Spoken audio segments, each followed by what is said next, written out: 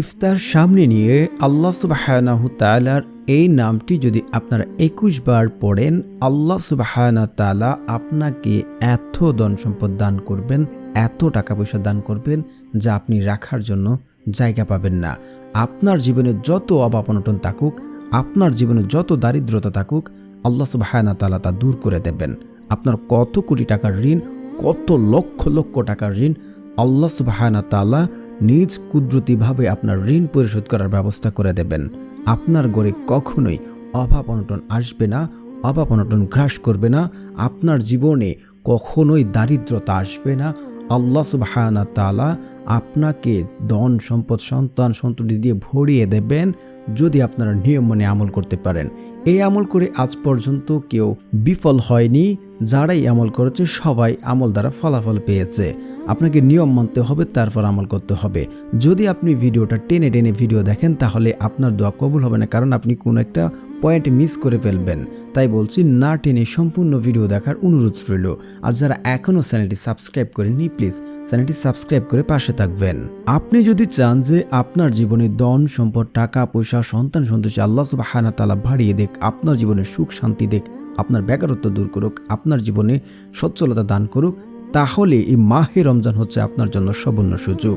আল্লাহ রাসূল সাল্লাল্লাহু আলাইহি ওয়াসাল্লাম বলেন, যে ব্যক্তি মাহে রমজান পেল সে তার গুনাহ ক্ষমা করাতে পারল না, সে ব্যক্তি ধ্বংস হোক। আর আল্লাহ রাসূল সাল্লাল্লাহু আলাইহি ওয়াসাল্লাম বলেন আমিন। তো আমরা এই মাহে রমজান পেয়েছি, এই মাহে রমজানে আল্লাহ সুবহানাহু তাআলা অসংখ্য অসংখ্য দোয়া কবুল করে থাকেন। প্রত্যেক দিন প্রত্যেক ব্যক্তির একটি করে দোয়া কবুল করে থাকেন।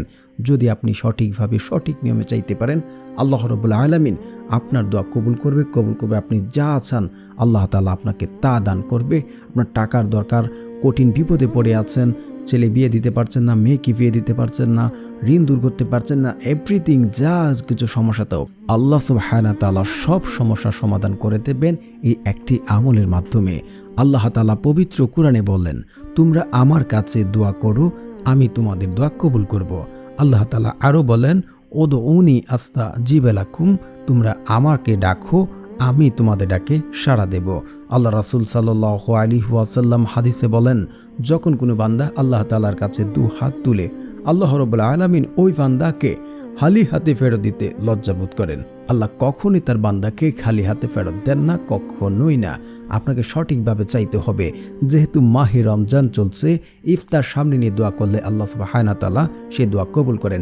একটি হাদিস রয়েছে, 3 ব্যক্তির দোয়া আল্লাহ সুবহানাহু তাআলা কখনোই ফেরত দেন না।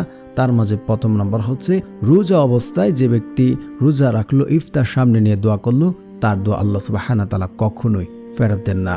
আর মাহে রমজানে আল্লাহ সুবহানাহু তাআলা মানুষের দোয়া কবুল করে থাকেন।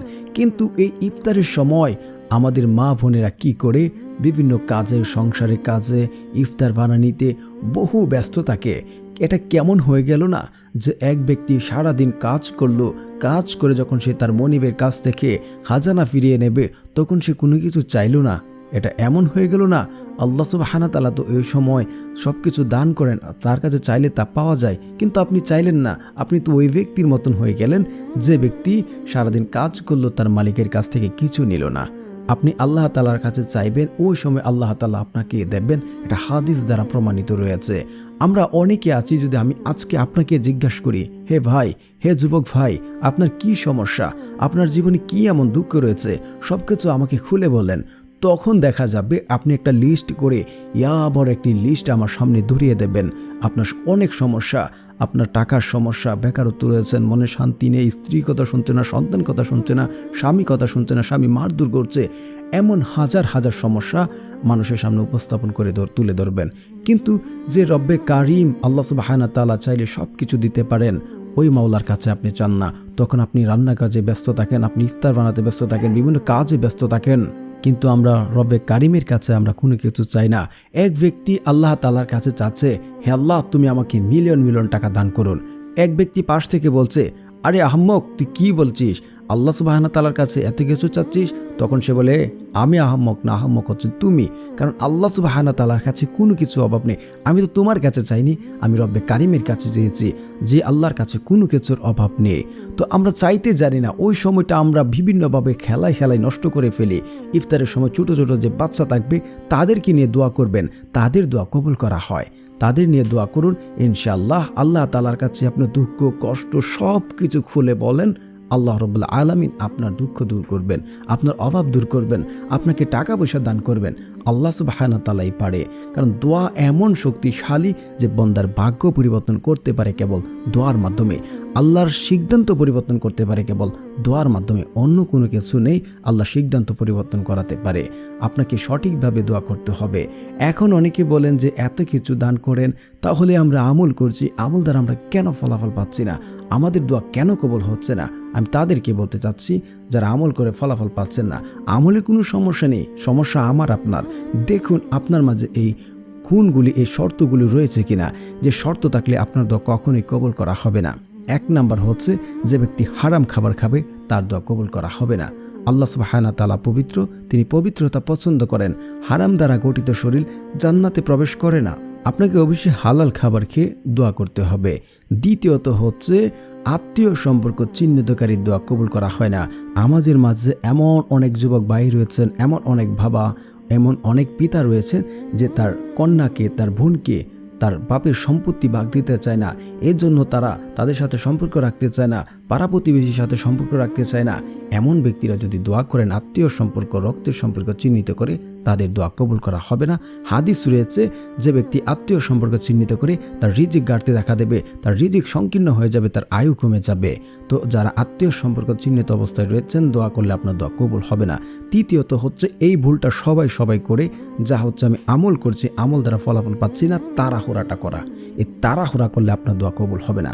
হয় আপনার আমলে কোনো সমস্যা রয়েছে, ত্রুটি রয়েছে, আমলে কোনো সমস্যা নেই, আপনি আমল করছেন, আপনার আমল করাতে কোনো সমস্যা হচ্ছে, নয়তো আপনি আল্লাহ তাআলার কাছে যা চাচ্ছেন, আল্লাহ আপনার জন্য এতে ভালো কিছু রেখেছে, এতে ভালো বেটার কিছু রেখেছে, তাই আপনি যা চাচ্ছেন আল্লাহ আপনাকে দিচ্ছেন, একটু লেট করছেন। যদি আপনি তাড়াহুড়া করেন, আপনার দোয়া কবুল করা হবে না। বন্দার দোয়া ততক্ষণ পর্যন্ত কবুল হয় যতক্ষণ সে বলে আমার দোয়া কবুল করা হলো না। তো বুঝতেই পেরেছেন, দোয়া করলে কখনোই বিফল হয়ে যায় না। 3টা থেকে একটি হবেই হবে। এক হচ্ছে, আপনি যা চাচ্ছেন, টাকা পয়সা, ধন দৌলত, বাড়ি গাড়ি, নারী গাড়ি, সব কিছু চাচ্ছেন, আল্লাহর সাথে সাথে আপনাকে তা দিয়ে দেবেন।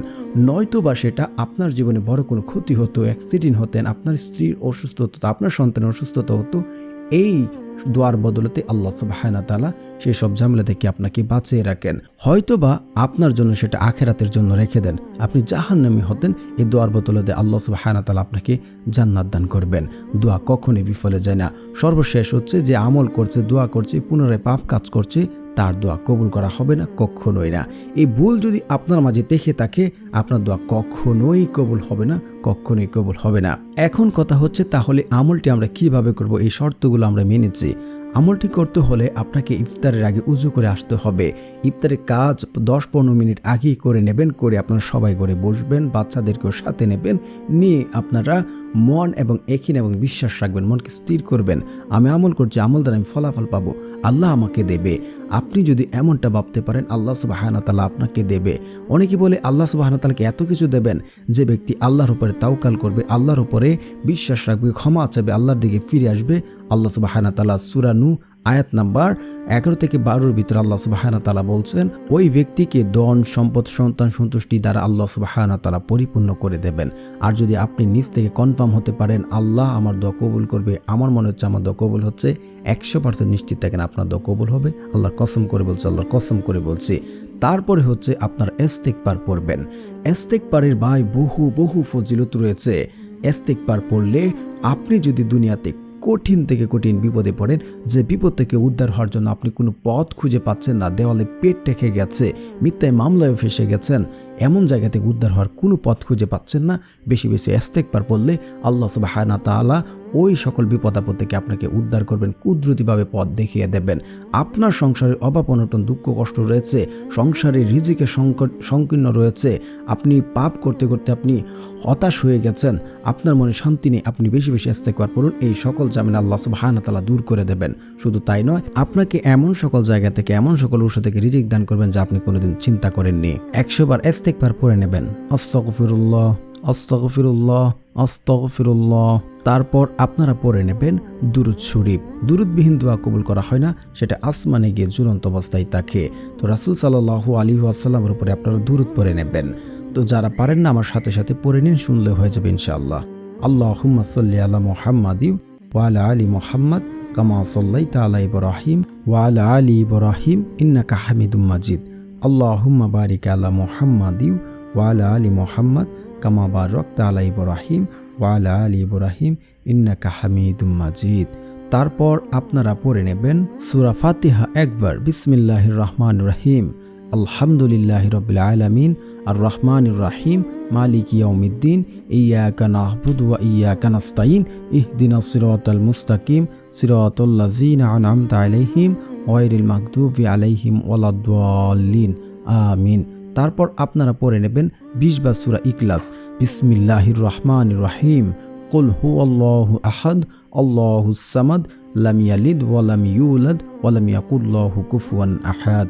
তারপর আপনারা আল্লাহ সুবহানাহু ওয়া তাআলার এই নামটি 21 বার পড়ে নেবেন। তো প্রিয় বন্ধুরা, যারা আমার চ্যানেলটি সাবস্ক্রাইব করবেন তাদের মনের আশা পূর্ণ হবে, কারণ যাদের মন ভালো তারা অন্যদের সহযোগিতা করেন, আল্লাহ তাআলা তাদের মনের আশা পূর্ণ করেন। আল্লাহ সুবহানাহু ওয়া তাআলার সেই নামটি হচ্ছে ইয়া আল্লাহ, ইয়া আল্লাহ, ইয়া আল্লাহ। এটাকে ইসমে আজম বলা হয়। আর ইসমে আজম পরে আল্লাহ তাআলার কাছে চাইলে আল্লাহ সুবহানাহু ওয়া তাআলা সেই চাওয়া কখনোই ফেরত দেন না। তো ইফতার সামনে নিয়ে এইভাবে 2 হাত তুলে আল্লাহ তাআলার কাছে দোয়া করুন, কায়েম মনোবাক্যে কান্নাকাটি করুন, ইনশাআল্লাহ। একিন এবং বিশ্বাসে আমল করুন, ফলাফল পাবেন ইনশাআল্লাহ।